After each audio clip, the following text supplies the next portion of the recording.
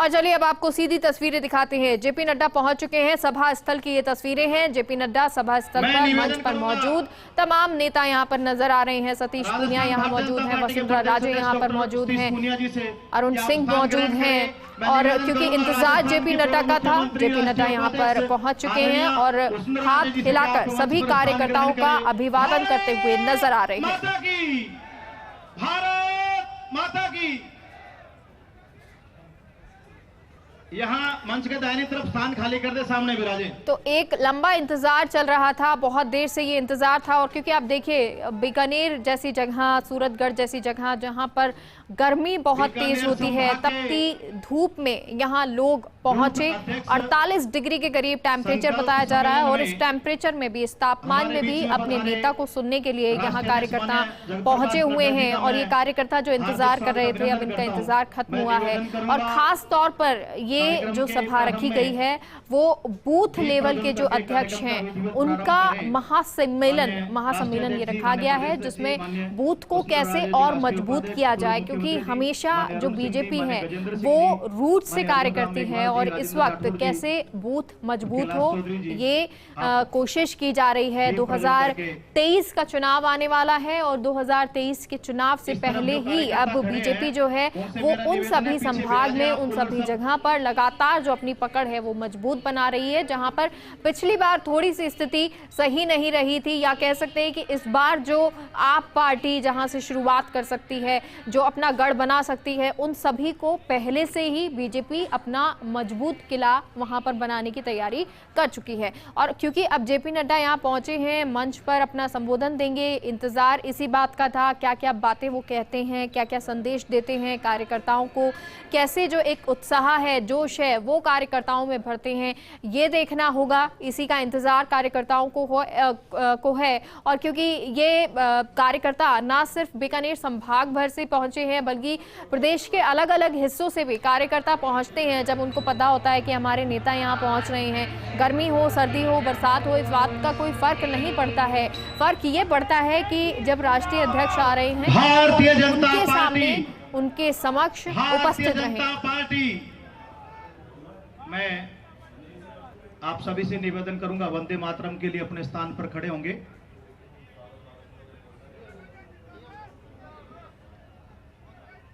हिरेन जी।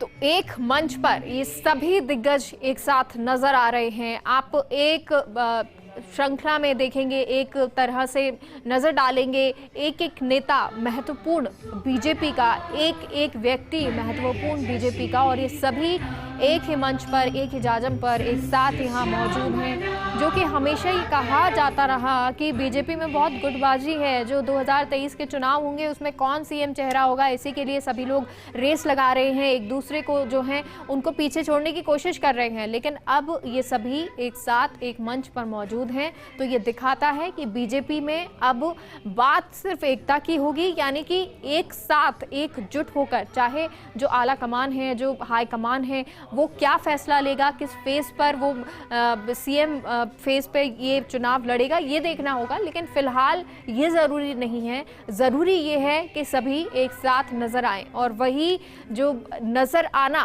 एक साथ एकता, बीजेपी एकजुट होना, मजबूत होना, वो इन तस्वीरों से आप समझ सकते हैं, देख सकते हैं। भारतीय जनता पार्टी।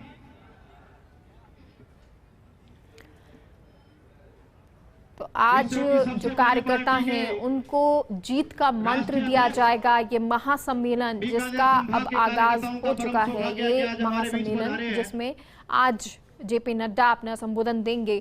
और लक्ष्मण राघव सहयोगी जुड़ गए हैं। लक्ष्मण, जेपी नड्डा पहुंच चुके हैं, उत्साहित कार्यकर्ता होंगे, और साथ ही साथ जिसकी चर्चा हम कर रहे थे कि एक ही मंच पर सभी दिग्गज एक साथ एकजुटता का संदेश देते हुए नजर आएंगे, वो तस्वीरें भी नजर आ रही हैं।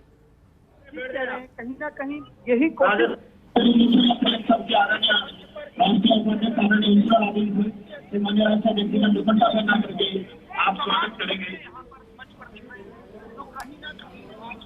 ठीक है लक्ष्मण, आपकी आवाज़ साफ नहीं आ पा रही है, आपसे एक बार फिर से जुड़ने की कोशिश करेंगे क्योंकि जाहिर सी बात है जब इतना बड़ा महासम्मेलन है, संबोधन भी यहाँ पर हो रहा होगा, स्वागत भी किया जा रहा है क्योंकि सतीश पूनिया ने ये स्वागत किया है। जो राजस्थानी साफा होता है, जो हमारी आन बान शान है, जो जब भी कोई हमारा अतिथि आता है तो हम इसी तरह से राजस्थानी स्वागत करते आए हैं और यही स्वागत जो है वो अब वसुंधरा राजे और सतीश पूनिया ने यहाँ पर जेपी नड्डा का किया है। राष्ट्रीय अध्यक्ष हैं, पहुंचे हैं सूरतगढ़, यहाँ पर सभा को संबोधित करेंगे और इस दौरान जो तमाम बड़े नेता हैं वो भी नजर आ रहे हैं। लेकिन सबसे ज़्यादा महत्वपूर्ण हो जाता है जेपी नड्डा के एक तरफ सतीश पूनिया तो हैं तो दूसरी तरफ वसुंधरा राजे नजर आ रही हैं।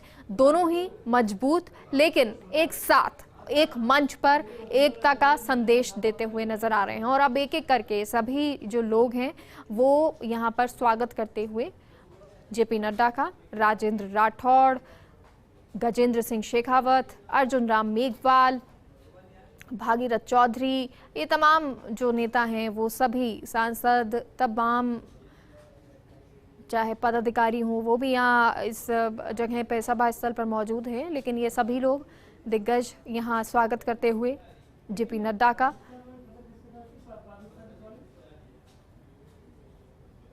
और ये हल जो दिया गया है जेपी नड्डा को, और क्योंकि देखिए जैसे कि आपको बता भी रहे थे हम कि ये वो एरिया जहाँ किसान सबसे ज़्यादा है और उन्हीं किसानों ने सम्मान भी किया, जो सिख हैं उन्होंने भी सम्मान किया। रास्ते की जो तस्वीरें थी जहां अलग अलग जगह सम्मान किया गया था, वहीं दूसरी तरफ अब जब ये मंच की तस्वीर हम आपको दिखा रहे हैं तो यहाँ पर भी हल देकर जेपी नड्डा का सम्मान किया गया है। और क्योंकि यहाँ पहली बार जेपी नड्डा पहुँचे हैं बीकानेर संभाग में, सूरतगढ़ में, और इस एरिया को, इस संभाग को मजबूत बनाने के लिए, इस संभाग में अभी से काम करने की कितनी ज़रूरत है उसको देखते हुए अब यहाँ पर ये तमाम तस्वीरें आज नज़र आने वाली हैं जो कि अभी स्वागत यहाँ पर किया जा रहा है माला पहनाकर। और देखिए पहले मंत्री स्वागत करते हैं, जो नेता हैं, विधायक हैं वो मौजूद होते हैं, लेकिन उसके बाद अब जो अलग अलग समूह जो हैं वो भी यहाँ पर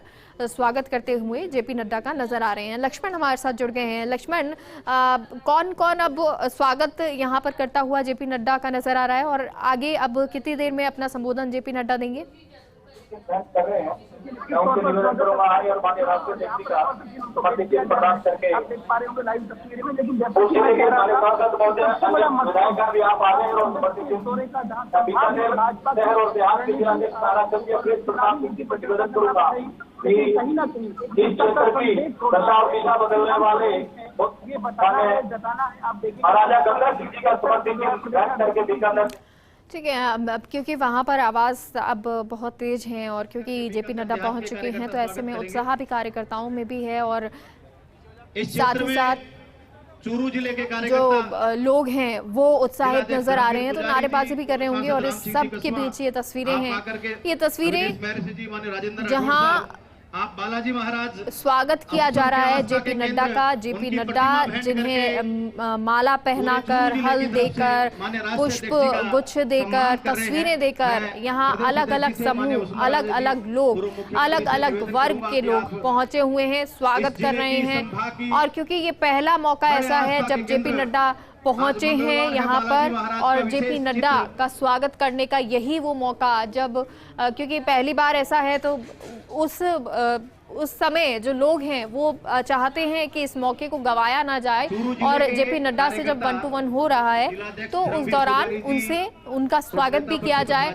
उनको जो राजस्थान की धरती है उसके बारे में किस तरह से जो हमारे यहाँ अतिथि देवो भव की रीति रही है और उस रीति से अवगत कराया जाए। हालांकि पहले भी जेपी नड्डा यहाँ आ चुके हैं राजस्थान की धरती पर और इस धरा पर सम्मान हमेशा उनको इसी तरह से मिलता रहा है, स्वागत इसी तरह से होता रहा है। लेकिन बीकानेर संभाग जो है वो अपनी अलग ही परंपरा के लिए, स्वागत के लिए जाना जाता है और यहीं ये सूरतगढ़ की जो तस्वीरें आपको दिखा रहे हैं सभा स्थल की, वहाँ पर इसी तरह का सम्मान स्वागत किया जा रहा है जेपी नड्डा का। लेकिन सबसे महत्वपूर्ण अब ये है कि जब जेपी नड्डा बोलेंगे तो वो क्या संदेश देंगे, क्या कुछ वो जो कार्यकर्ता हैं या जो बूथ अध्यक्ष हैं जिनका महासम्मेलन खास तौर पर रखा गया है कि बूथ स्तर को जो मजबूत किया जाए उसको कैसे मजबूत करने की बात वो कहते हैं। क्योंकि आप देखेंगे बीकानेर की कई तस्वीरें ऐसी सामने आई जब जो गुटबाजी है वो दिखाई दे रही थी, कई वीडियो भी ऐसे सामने आए, वायरल होने लगे और ये गुटबाजी जो है वो बीकानेर के आसपास जब दिखाई देने लगी तो क्योंकि अब जब चुनाव 2023 में आ गए हैं तो इस तरह की गुटबाजी ना हो, एकता बनी रहे।